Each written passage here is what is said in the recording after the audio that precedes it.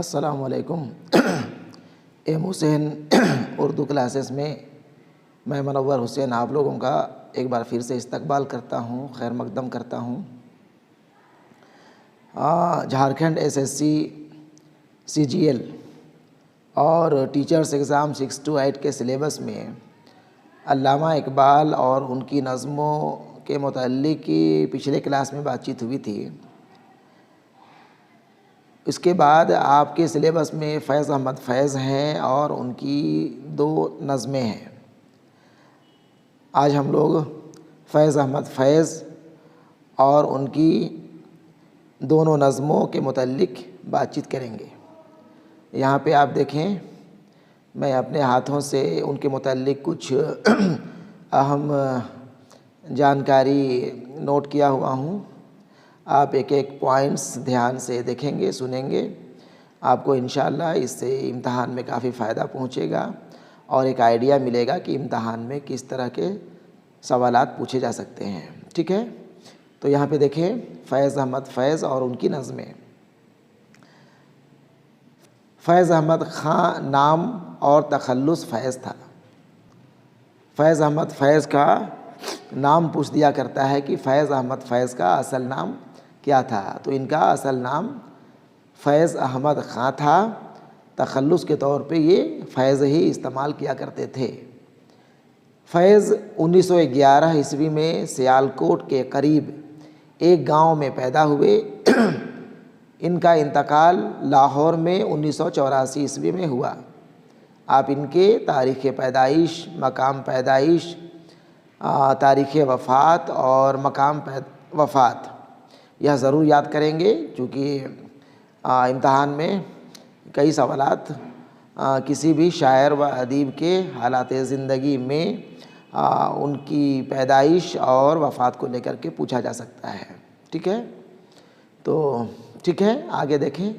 فیض کا پہلا مجموعہ کلام نقش فریادی، یاد رکھیں گے، ان کے نظموں کا پہلا مجموعہ کلام نقش فریادی 1941 میں شائع ہوا۔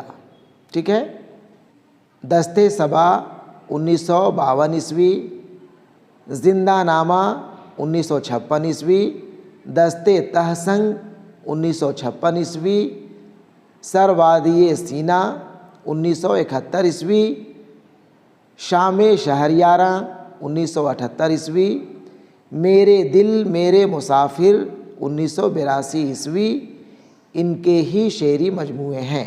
ٹھیک ہے نا، ان کے شعری مجموعوں کا نام آپ لوگوں کو ذہن میں رہنا چاہیے۔ ویسے ان کا پہلا مجموعہ کلام نقش فریادی ہے، جسے آپ ضرور یاد رکھیں گے۔ ساتھ ہی باقی جو بھی شعری مجموعہ کا نام یہاں پہ آیا ہے اسے بھی آپ کو ذہن میں رکھنا چاہیے۔ اگلا پوائنٹ ہے، فیض کے کچھ مشہور لافانی نظمیں ہیں۔ لافانی بہت ہی مشہور و معروف نظمیں، ٹھیک ہے، وہ نظمیں ہیں: صبح آزادی، میرے ہمدم میرے دوست، سیاسی لیڈر کے نام، ہم جو تاریک راہوں میں مارے گئے، زندہ کی ایک شام، دریچہ، ہم لوگ، تنہائی وغیرہ۔ ٹھیک ہے، ساتھ ہی نثار میں تیری گلیوں کے اے وطن اور مجھ سے پہلی سی محبت میری محبوب نہ مانگ، آخر کی 2 نظمیں آپ کے نصاب میں بھی شامل ہے۔ ٹھیک ہے، یہی 2 نظموں کو آپ کو پڑھنا ہے اور تفصیل سے پڑھنا ہے۔ ہم آپ لوگوں سے امید کریں کہ آپ ایک ایک شعر، ایک ایک مصرعے دھیان سے پڑھیں گے اور اس کو سمجھنے کی کوشش کریں گے۔ ٹھیک ہے، آگے دیکھا جائے۔ نظم نثار میں تیری گلیوں کے اے وطن شعری مجموعے دست صبا میں شامل ہے۔ اسے یاد رکھیں گے، سوال پوچھ سکتا ہے کہ نظم نثار میں تیری گلیوں کے اے وطن فیض کے کس شعری مجموعے میں شامل ہے؟ جواب ہو جائے گا دست صبا۔ ٹھیک ہے، یہ نظم 5 بندوں پر مشتمل نظم ہے۔ یہ بھی سوال بن سکتا ہے کہ نظم نثار میں تیری گلیوں کے اے وطن کتنے بندوں پر مشتمل نظم ہے؟ جواب ہوگا 5 بندوں پہ، ٹھیک ہے، اور اس میں کل 30 اشعار ہیں۔ ذہن میں رکھنا ہے نظم میں 30 اشعار ہیں۔ یہ نظم مسدس کی حیت میں لکھی گئی ہے۔ اس نظم کا موضوع حب الوطنی ہے۔ دیکھیں یہاں پہ ایک ہی پوائنٹ میں 5-6 سوالات آپ کے بن سکتے ہیں، ٹھیک ہے۔